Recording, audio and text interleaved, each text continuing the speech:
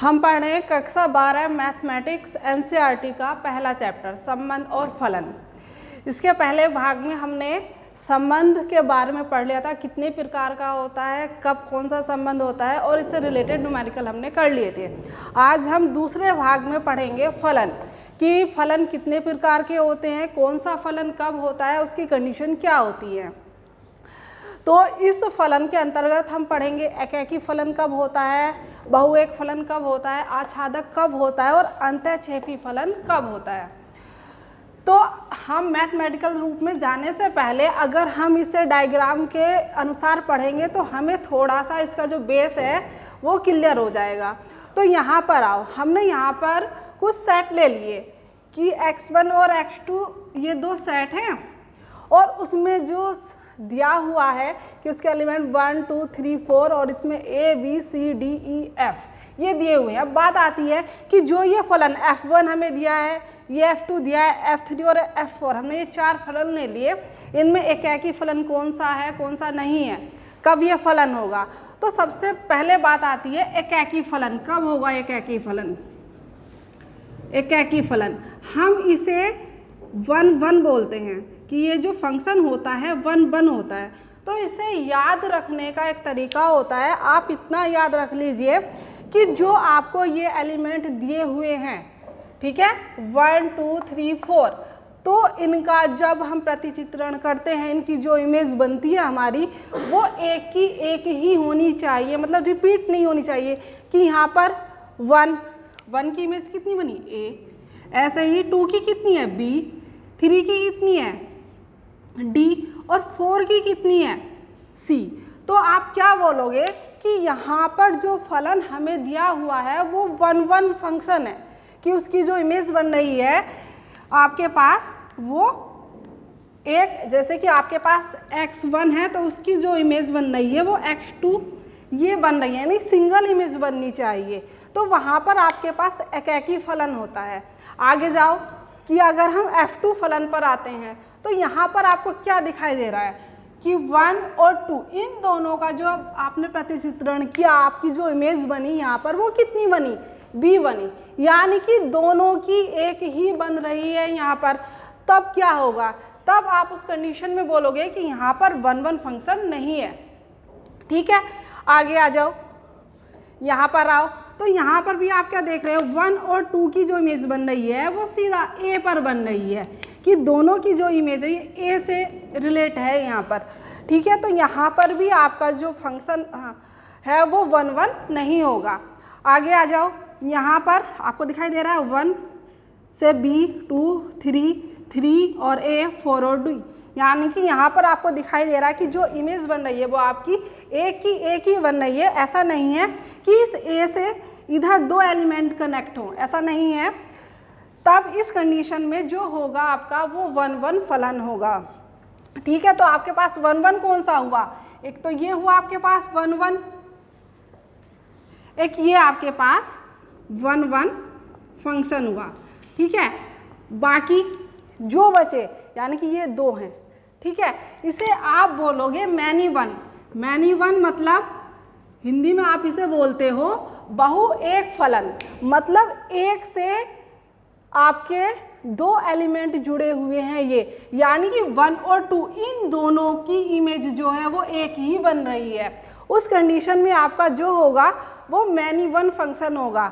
ठीक है, और जो फंक्शन आपको दिया है अगर वो 1 1 नहीं है तो एक बात आप याद कर लो, अगर वो 1 1 नहीं है तो मैनी वन होगा।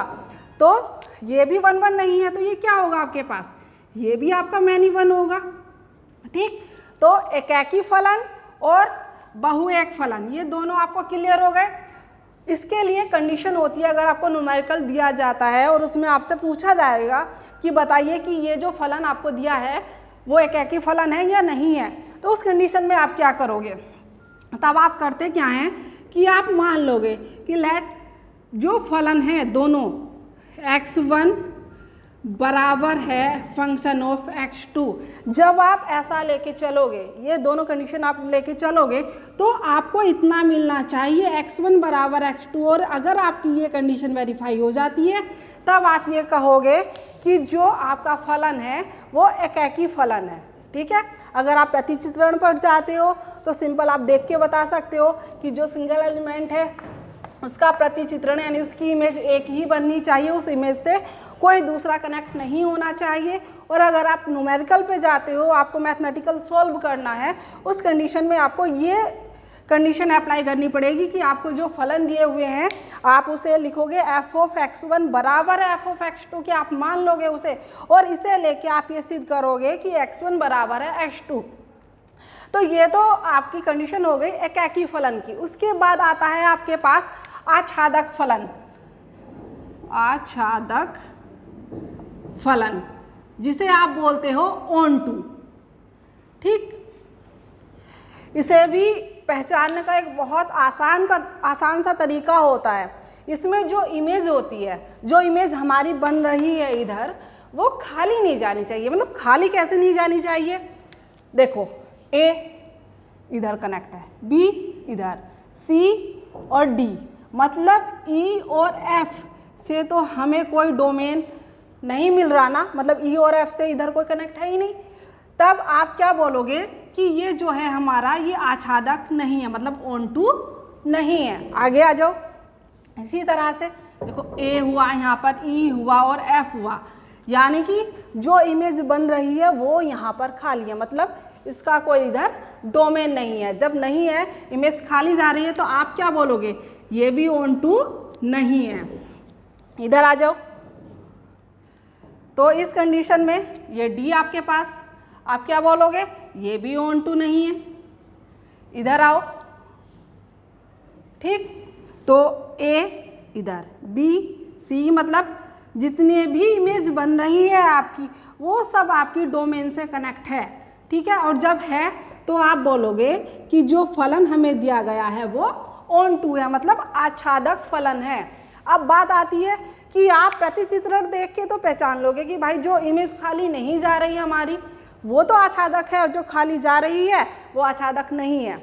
अगर आपको न्यूमेरिकल में आता है तब आप कैसे सोल्व करोगे, तब आपको करना क्या है, उस कंडीशन में जो फलन आपको दिया जाएगा आप उसे y के बराबर लेके चलोगे।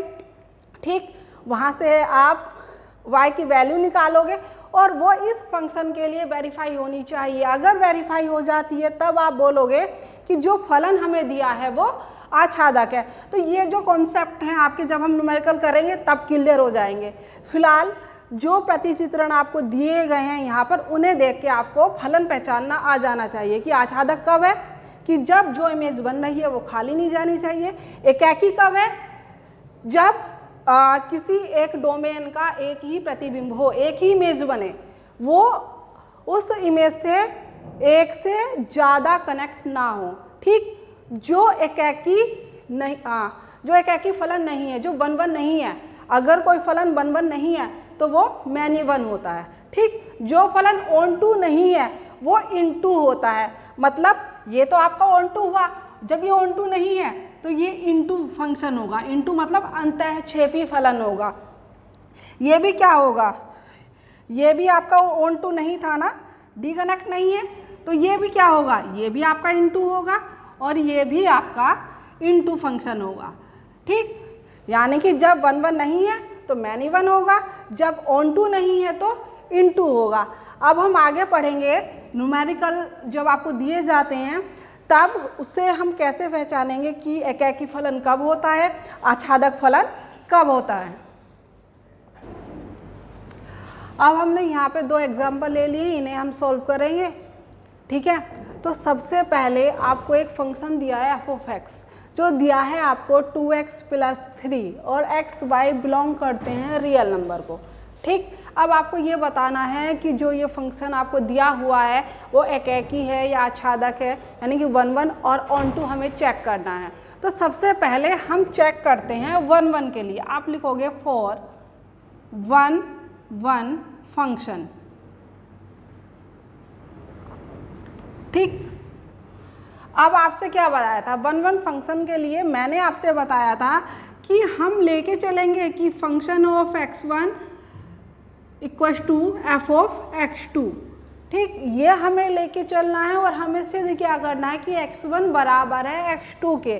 तो सबसे पहले एफ ऑफ एक्स वन, आपके पास एफ ऑफ एक्स कितना है 2x + 3, x की जगह आपको पुट कितना करना है x1, तो यहाँ से आपके पास एफ ऑफ x1 कितना मिलेगा 2x1 + 3 equals to F of x2। मतलब करना क्या है, हमें इस x की जगह यहाँ पर कितना पुट करना है x2 पुट करना है 2x2 + 3।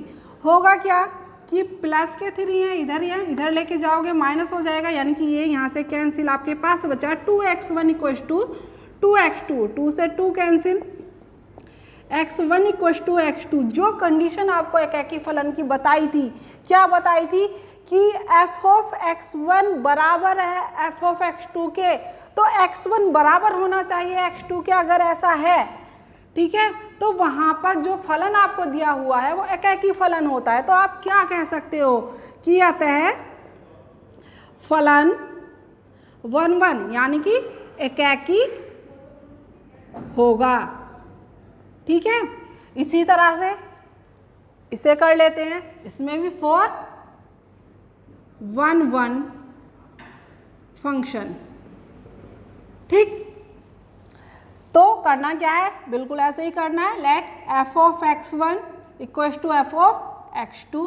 क्या करेंगे, f ऑफ x आपको दिया हुआ है, x की जगह x1 पुट करना है, तो करिए पुट, तो x1² + 2 = x2² + 2, 2 से 2 कैंसिल, कितना मिला आपको x1² = x2², वर्ग है इधर वर्गमूल में जाएगा, तो आपको मिलेगा कितना x1 ± x2। ठीक है, तो यहाँ पर x1 के 2 मान आपको मिल गए। क्या क्या मिले कि x1 बराबर है x2 के, एक तो ये मिला आपको, ठीक, और दूसरा क्या मिला x1 बराबर है x2 के।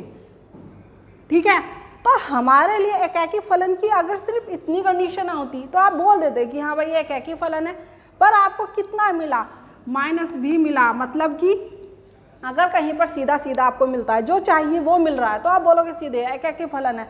अगर उसके साथ में कोई कंडीशन लगी हुई है क्या कुछ, तो आप सीधे सीधे बोल दोगे कि ये जो फलन है वो एकाकी फलन नहीं है। मतलब इसमें कोई ऐसा नहीं चाहिए कि अगर सीधा मिला हुआ है तो आप लिख दोगे एकाकी है, साथ में अगर कोई और कंडीशन आपकी आई तो आप लिख सकते हो कि अतः फलन एकाकी नहीं होगा। ठीक है, अब हमने 1 1 के लिए चेक कर लिया, अब चेक करना है हमें ऑन 2 के लिए, तो आप लिखोगे फॉर ऑन 2 फंक्शन। ठीक है, इसमें एक चीज़ आपको ध्यान रखनी है कि आपको जो फंक्शन दिया हुआ है f ऑफ x, ठीक है, वो आपको दिया हुआ है 2x + 3। और एक मेन चीज़ जो आपको इसमें ध्यान रखनी है कि जो x y है वो बिलोंग करता है n को, n फॉर नेचुरल नंबर, प्राकृतिक संख्याओं को बिलोंग करेगा ये। और यहाँ पर यानी कि x भी एक नेचुरल नंबर है और y भी एक नेचुरल नंबर है, इस चीज़ का आपको ध्यान रखना है यहाँ पर। ठीक, तो फॉर ऑन 2 के लिए क्या कंडीशन बताई थी कि आपको लेके चलना है कि माना f ऑफ x जो है वो y के बराबर है। ठीक, f ऑफ x कितना दिया हुआ है आपको, यहाँ पर आपको दिया है 2x + 3 = y। ठीक, 2x बराबर कितना हुआ y - 3, और अगर आप यहाँ से x की वैल्यू निकालोगे तो कितना मिलेगा आपको y - 3/2। ठीक, अब बात आती है, अब हमें चेक करना है कि ये जो फंक्शन है आपका वो ऑन 2 है या नहीं है, मतलब कि जो कंडीशन है उसे वेरीफाई करता है या नहीं करता। तो कहाँ से पता चलेगा, हम यहाँ पर आते हैं। ठीक है, आपको क्या दिया हुआ है, x और y जो हैं वो दोनों ही नेचुरल नंबर हैं। ठीक, तो अब हमें करना क्या है, हमें y की वैल्यू यहाँ पर रखनी है और उसके लिए ये कंडीशन वेरीफाई हो जानी चाहिए। तो देखो, अगर हम यहाँ पर रख देते हैं y = 1 हमने रख दिया, ठीक, तो आपको x का मान कितना मिलेगा 1 - 3/2 -2, यानी कि कुल मिला के -1 मिला। आपके पास x जो आया वो -1 आया। क्या -1 बिलोंग करता है नेचुरल नंबर को, यानी कि जो प्राकृतिक संख्या है वो -1 होती है या नहीं होती? नहीं होती ना। और आपसे क्या कहा था कि जो x है वो नेचुरल नंबर है, मतलब कुल मिला के हमारी जो कंडीशन है वो वेरीफाई नहीं हुई कि एफ ऑफ एक्स बराबर नहीं होगा वाई के, और जब ये कंडीशन वेरीफाई नहीं हुई आपके लिए, तब आप क्या लिखोगे कि जो फंक्शन है हमारा वो आच्छादक नहीं है, अतः फलन आच्छादक नहीं होगा। ठीक है, और अगर ये बिलोंग कर जाती है आपकी, जितने भी y के मान हैं उन सब की वैल्यू आप यहाँ पर रखते और वो सब नेचुरल नंबर को बिलोंग करती, यानी कि आपकी कंडीशन वेरीफाई हो जाती, तब आप कहते हैं कि जो फंक्शन आपको दिया हुआ है वो ऑन टू है। ठीक है, और अगर फंक्शन ऑन टू नहीं है तो क्या होगा, इनटू होगा। ठीक, तो आगे आ जाओ, इसमें भी इसी तरह से करना है। क्या करना है आपको, फॉर ऑन टू फंक्शन। ठीक, ऑन टू के लिए सेम कंडीशन जैसे हमने यहाँ पर किया है बिल्कुल ऐसे ही आगे करना है। क्या आपने लिख लिया, let F of X equal to Y. F of X कितना दिया हुआ है आपको, ये दिया हुआ है, कितना है, एक्स स्क्वायर प्लस 2 किसके बराबर हुआ, y के, और एक कंडीशन आपके पास x और y दोनों बिलोंग करते हैं रियल नंबर को, तो यहाँ से X square is equal to कितना मिला, y माइनस 2, और अगर आप x की वैल्यू निकालो plus minus under root y minus 2। ठीक है, अब आपके पास इतना आ गया, करना क्या है, आपको y को वैल्यू देनी है और जो कंडीशन हमारे पास है ये वेरीफाई हो जानी चाहिए कि y का मान भी आपको रियल नंबर में देना है और x की जो वैल्यू आएगी वो भी रियल नंबर में आएगी। तो ठीक है, तो अगर हम इसे 2 से बड़ी कोई भी संख्या देते हैं, ठीक है, तो हमारे जो यहाँ पर x का मान आएगा वो एक वास्तविक संख्या आएगी, लेकिन हमें तो चेक करना है कि अगर कोई कंडीशन ऐसी भी है जिसपे ये वास्तविक संख्या ना आए, क्योंकि अगर ऐसा होगा तो जो फलन है हमारा वो ऑन टू नहीं होगा। ठीक, तो माइनस में 2 है तो जाहिर सी बात है अगर 2 से छोटी कोई भी संख्या y के रूप में लिखी जाए तो मान आपको माइनस में ही मिलना है। अगर आप लिख दो y इक्वल्स टू 1, ठीक, तो x प्लस माइनस जब आप लिखोगे 1 माइनस 2 तो x की वैल्यू कितनी मिली आपको, -1, और आपको पता है वर्गमूल के अंदर जब भी माइनस आता है तो आप क्या कहते हो कि वो वास्तविक संख्या नहीं है, और जबकि आपसे क्या कहा था कि x जो है वो आपकी वास्तविक संख्या है, यानी कि देयर इम्प्लाइज क्या हुआ कि x की वैल्यू जो आई है यहीं पर लिख देते हैं does not belongs to r। तो जो कंडीशन थी आपकी वो वेरीफाई नहीं हुई, तो आपको क्या लिखोगे कि जो फलन हमें दिया गया है वो आच्छादक नहीं है, मतलब ऑन टू नहीं है, तो आप लिखोगे अतः फलन आच्छादक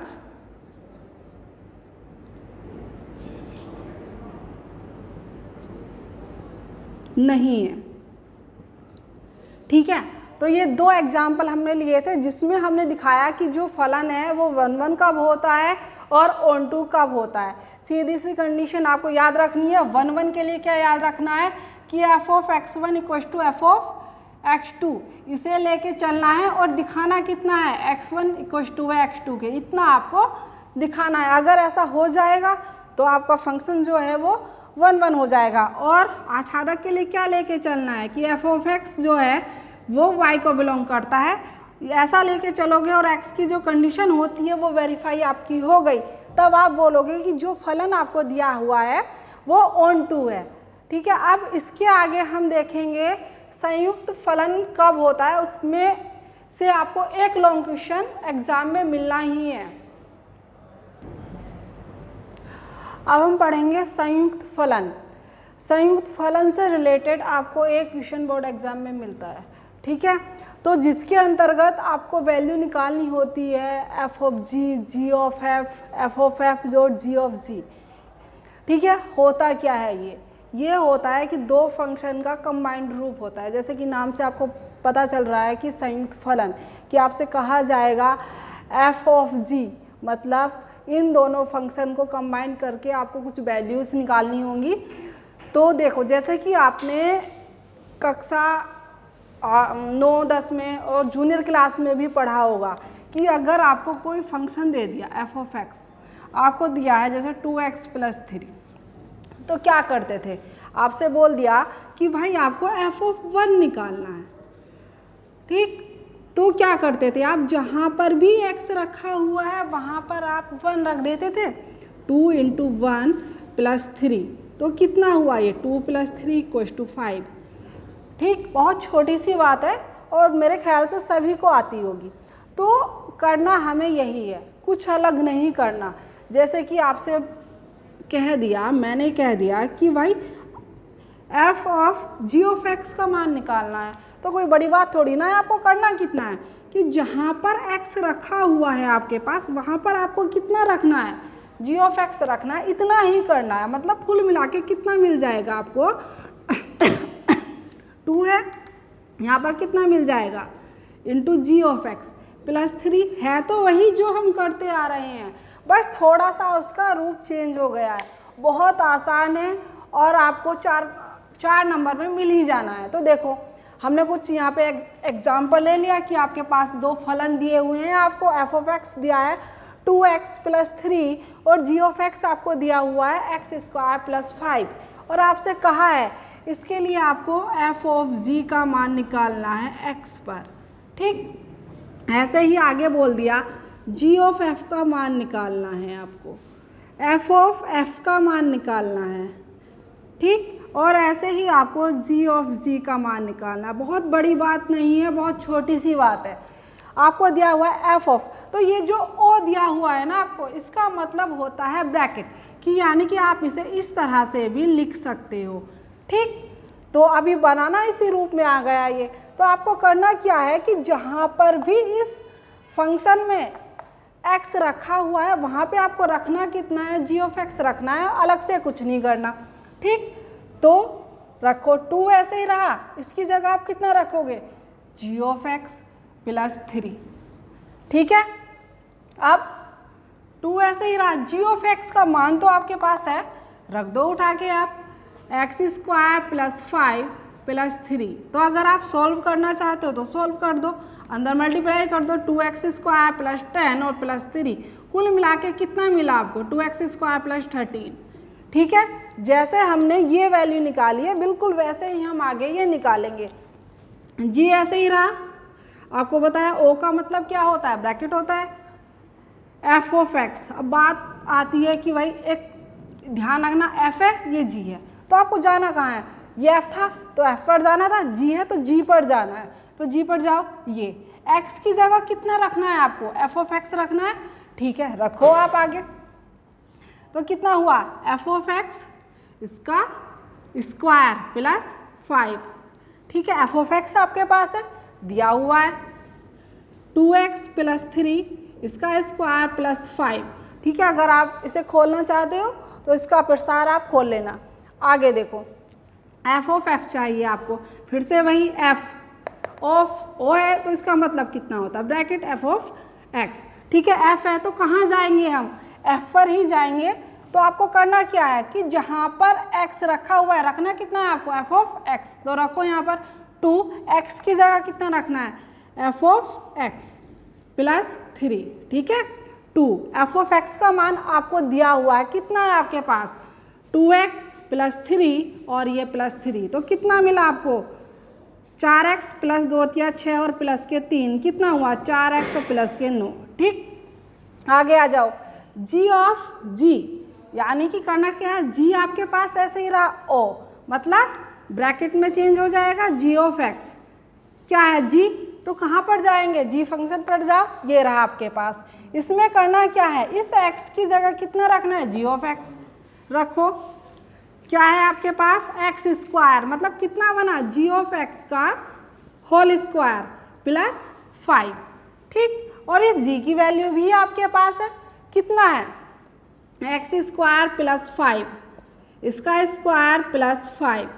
ठीक है, तो ये होता है आपका कंपोजिशन ऑफ फंक्शन, जिसे आप संयुक्त फलन बोलते हो कि f of g, g of f, f of f और g ऑफ g की वैल्यू कैसे निकालते हैं। कुछ नया नहीं है, जो आपने अब तक पढ़ा है उसी को थोड़ा चेंज कर दिया। पहले आपने उसे जो पढ़ा था सिंपल एक चौरासी में यानी बहुपद के रूप में पढ़ा था कि भाई बहुपद दिया है और उसमें फंक्शन का मान 1 पर, 2 पर, 3 पर इस तरह से निकालना है। इसमें चेंज क्या है, इसमें फलन का मान फलन पर निकालना है।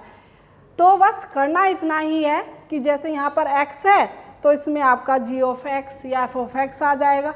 ठीक, तो इस तरह का क्वेश्चन जो आता है आपको वो एग्जाम में मिल जाता है 4 नंबर में। ठीक है,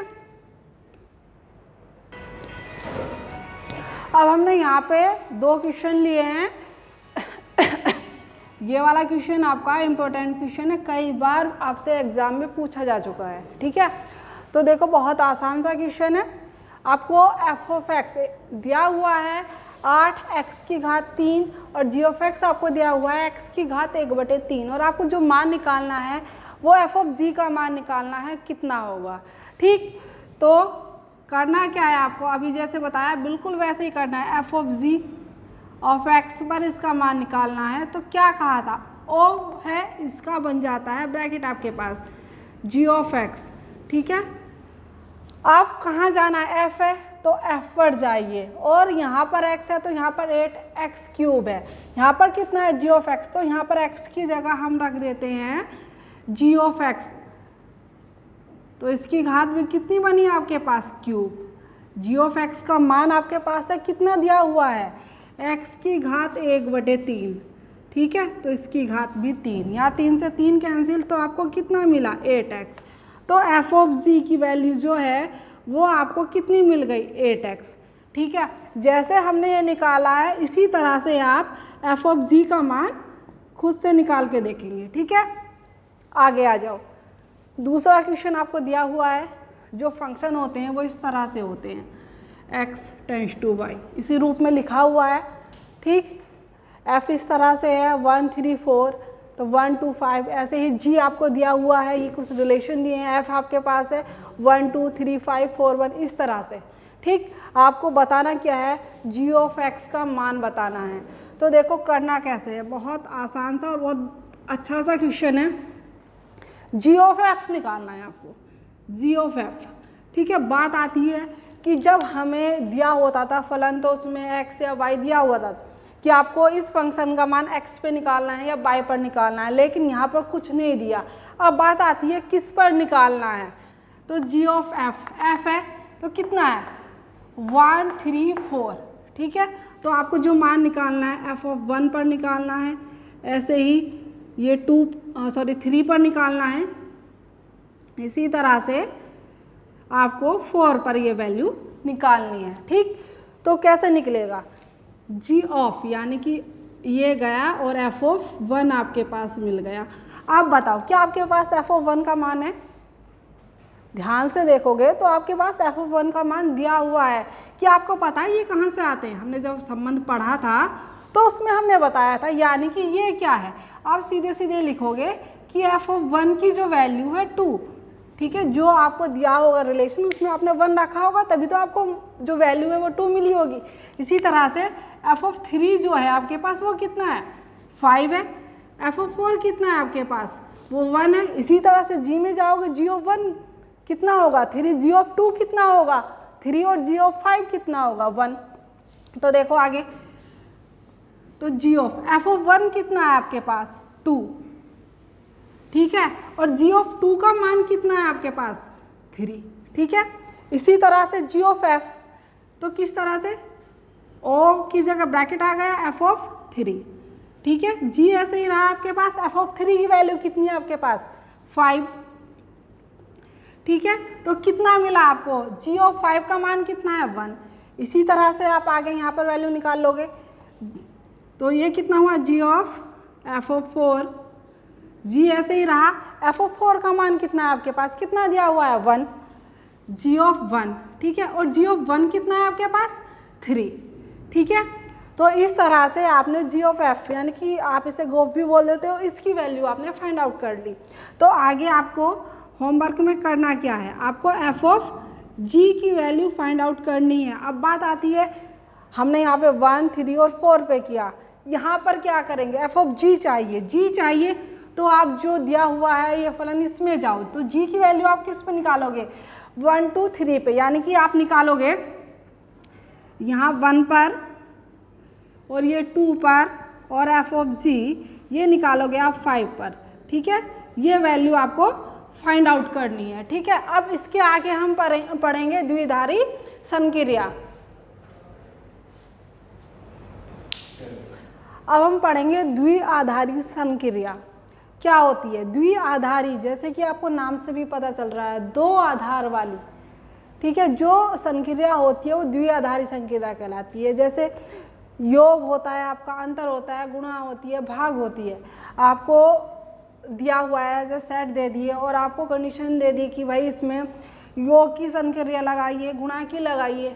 ठीक, तो इसी तरह से आपको ये दो क्वेश्चन मैंने लिखे हुए हैं, इन्हें हम सॉल्व करेंगे और इसमें जो ये संक्रिया होती है हमारी ये क्लियर हो जाएगी। बहुत आसान सी एक्सरसाइज है। तो देखो आपको दिया हुआ है क्वेश्चन जेड प्लस, यानी कि आपको पूर्णांक लेने हैं कौन से, प्लस वाले में ए। आपको कोई एक संक्रिया दी हुई है, इस तरह से है, वो बराबर है ए माइनस बी के, कि आपका जो ये यहाँ पर रोल निभा रहा है वो किस चीज़ का निभा रहा है, कि माइनस का। इसके द्वारा परिभाषित संक्रिया द्विआधारी संक्रिया है अथवा नहीं, आपको बताना है कि जो संक्रिया दी हुई है वो द्विआधारी है या नहीं है। किस कंडीशन में, उस दशा में जब जो ये संक्रिया दी हुई है एक द्विआधारी संक्रिया नहीं है। तो देखो इसे हम सॉल्व कैसे करेंगे। आपको क्या दिया है, जेड प्लस में, यानी कि आपको जो पूर्णांक लेने हैं वो प्लस वाले लेने हैं, कि आपको जो ए है वो भी जेड प्लस ही लेना है और जो बी है वो भी आपको जेड प्लस ही लेना है, और ये संक्रिया आपको अप्लाई करनी है। ठीक, और वो जो आपका रिजल्ट आएगा वो भी जेड प्लस में ही आना चाहिए। अगर आपका आ जाता है तब आप कहोगे द्विआधारी है, और नहीं आता तो द्विआधारी संक्रिया नहीं है। तो देखो आपको निकालना क्या है, हमने ले लिया कि लेट ए इक्वल्स टू हमने 2 ले लिया और बी इक्वल्स टू हमने 3 ले लिया। ठीक है, तो आपको ये दिया हुआ ए माइनस बी। ठीक है, तब आप क्या लिखोगे 2, ये संक्रिया आपकी हुई 3, तो 2 माइनस 3 कितना मिला, -1। तो क्या ये बिलोंग करता है क्या जेड प्लस को, कि प्लस का पूर्णांक है, सीधे सीधे दिखाई दे रहा है निगेटिव है, मतलब ये एक धनात्मक पूर्णांक नहीं है। तो जो कंडीशन हमें दी थी वो वेरीफाई नहीं हुई। तब आप क्या लिखोगे, अतः जो संक्रिया आपको दी हुई है वो बाइनरी नहीं है, मतलब द्विआधारी नहीं है। अतः संक्रिया द्विआधारी नहीं है। ठीक है, आगे आओ। दूसरा क्वेश्चन आपको दिया हुआ है, एक सेट दिया है, एक समुच्चय आपको दिया हुआ है जिसके एलिमेंट आपको दिए हैं 1 2 3 4 5 में आपको ये आपको एक बाइनरी दी है, एक संक्रिया दी हुई है जो किसके बराबर है, निम्नतम ए और बी। मतलब कि जब ये संक्रिया आपकी अप्लाई होगी तो ए और बी में जो निम्न होगा वो आपको लेना है। द्वारा परिभाषित द्विआधारी संक्रिया पर विचार कीजिए और संक्रिया के लिए संक्रिया सारणी बनाइए। बहुत ही आसान है, देखो कैसे करना है। आपको सारणी बनानी है।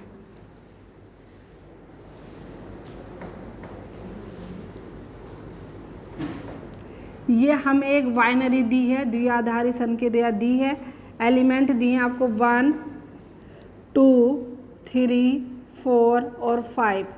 ठीक है, इसी तरह से बी के लिए भी एलिमेंट आपको दिए हुए हैं 1 2 3 4 और 5।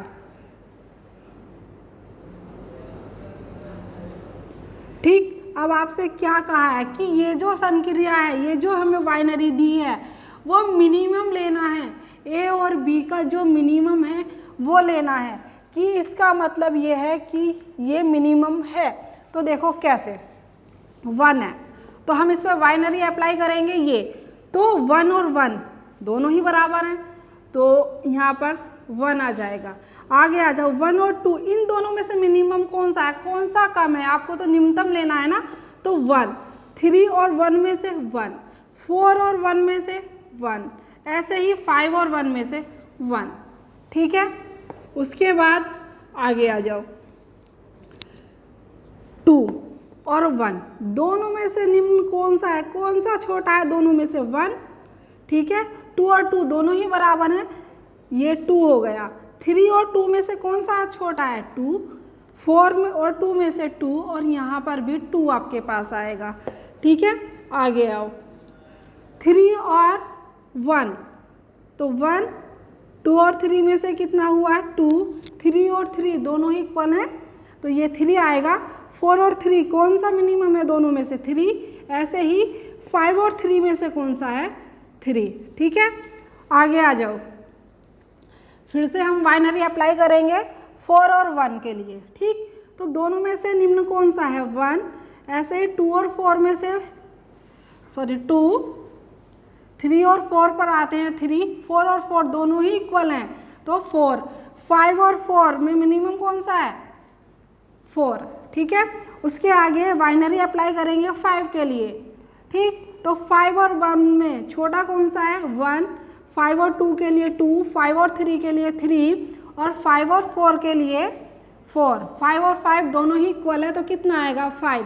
तो इसके लिए जो सारणी बनेगी आपकी, बाइनरी सारणी जो बनेगी वो ये बनेगी, ठीक है। तो संक्रिया जो बाइनरी हमारी होती है, इसके लिए आप प्लस वाला भी आ सकता है, आपका माइनस भी आ सकता है, गुणा भी आ सकता है, भाग भी आ सकता है। अब देखो मिनिमम के लिए भी आया हुआ है आपके पास, और मैक्सिमम के लिए भी आ सकता है, ठीक है। तो इस चैप्टर में जितने भी टॉपिक थे वो सब आपको करा दिए गए हैं, और बाकी के जो क्वेश्चन हैं, आपके एक्सरसाइज के जो क्वेश्चन हैं, वो आपको पीडीएफ पहले भाग के साथ ही भेज दी थी, ठीक है। तो ये आपका पहला चैप्टर यहाँ से कंप्लीट हो गया। इम्पोर्टेंट चैप्टर है, थोड़ा मेहनत ज़्यादा करनी पड़ेगी क्योंकि थोड़ा थ्योरी है इसमें, तो इसे बिल्कुल ध्यान से पढ़ना है, स्टेप टू स्टेप पढ़ना है, कोई भी स्टेप आपको मिस नहीं करना है, क्योंकि बोर्ड एग्जाम में ये मान के चलिए 10 से 12 नंबर का आपका इस चैप्टर में से आपको मिलना है, ठीक है। Thank you.